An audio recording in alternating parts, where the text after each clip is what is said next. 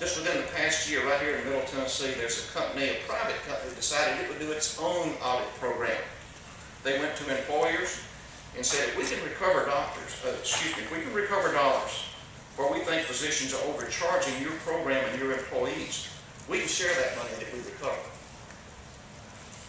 They used some contrived algorithm to show that what they felt were overcharges by doctors. They wrote letters to doctors. Said, hey, you owe us X amount of money back for overcharging. $1,000, even up to one group, $100,000 demanded back. They have little or no evidence to support their claim, but many physicians had to go to great lengths to prove that they did not overcharge. Some practices even sent in money to these folks when they got threats from their legal counsel and from collection agencies. If TMA had not stepped in, that program would be in place. We took them to court. We're still in court with them, and we'll continue in court with them. But we do have, I think, maybe a settlement with one employer group. And basically they're saying, yeah, we did wrong.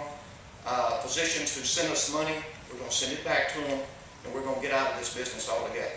Had we not done that, $600,000 is what physicians would have had to pay through this program. But the best thing that happens is this company quit doing that. And any other company that saw, hey, this is a quick buck, let's us get in and do these audits. They're not doing that in Tennessee either, thanks to the TMA. And I know you know about our tort reform. Last couple of years we've had some success in the legislature. Many of you didn't think it was going to be successful, but we were successful in getting a certificate of merit law passed. Since that time, the number of lawsuits, medical malpractice lawsuits, have been cut in half in Tennessee. I think that's success. Not solely because of this law, but it's the main reason.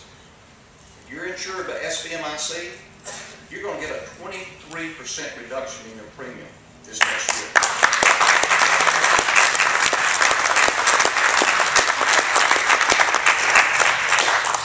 In addition to that, you're going to get, as a group, $20 million in dividends from SBMIC, the largest ever they've given out.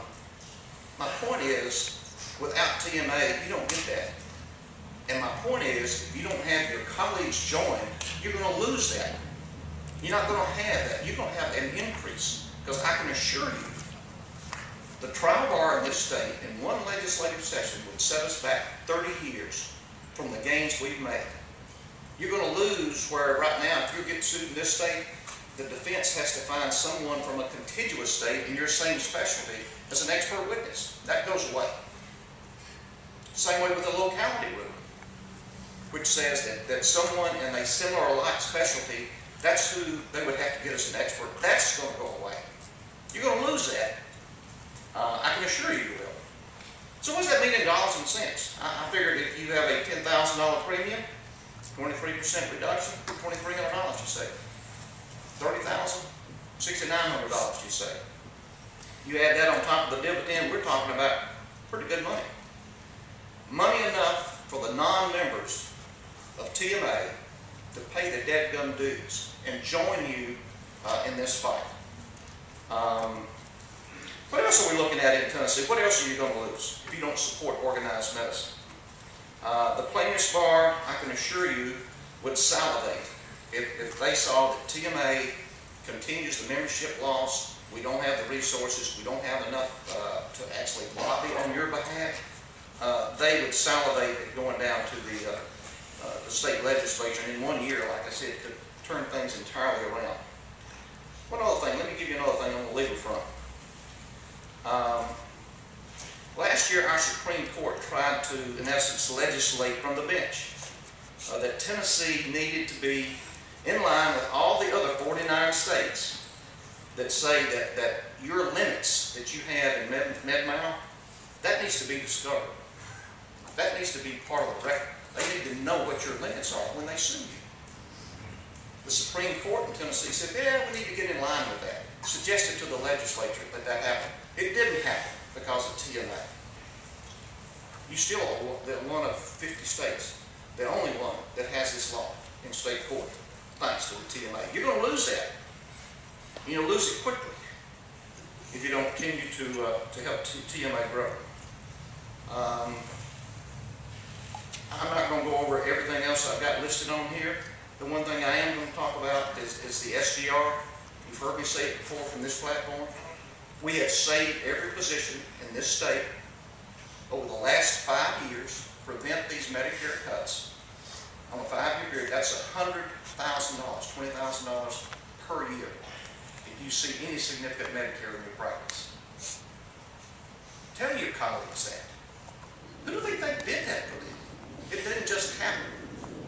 They stick that in their pocket. You're going to lose that. You've already seen it. It's in place now, 21% cut, April 1. That may not change when they go back to Washington. You may indeed have a 21% cut. And to my way of thinking, that may be the best thing that could happen. We'll see then what Congress does when they get all the calls from your patients on Medicare and say, I can't find a doctor. You need to step up and do something. If it wasn't for TMA, physicians in Tennessee wouldn't have gotten $6 million from settlements with Blue Cross Blue Shield, Cigna, Aetna. You would have lost that $6 million. And you will lose it if we're not there to fight on your behalf. I submit this is real money. It's not monopoly money. It's real money. And we need support of your colleagues as we go forward. I know I'm preaching to the choir, and those of you that are loyal professional right here in this room, what I'm trying to do is say how much we appreciate your support. But I want to give you some ammunition. I think I just had. When you leave here, Dr. DePercio is going to tell you again, and Dr. Ruffner is going to tell you again, make those calls. This gives you something to tell people when you make the calls, when you leave here. My report is in your book. I put in there that I'm willing and your great staff is willing to continue to fight on your behalf. I just hope enough of you are willing to fight with us. Mr. Speaker, I appreciate the opportunity and I consider it an honor to continue to serve this great organization. Thank you.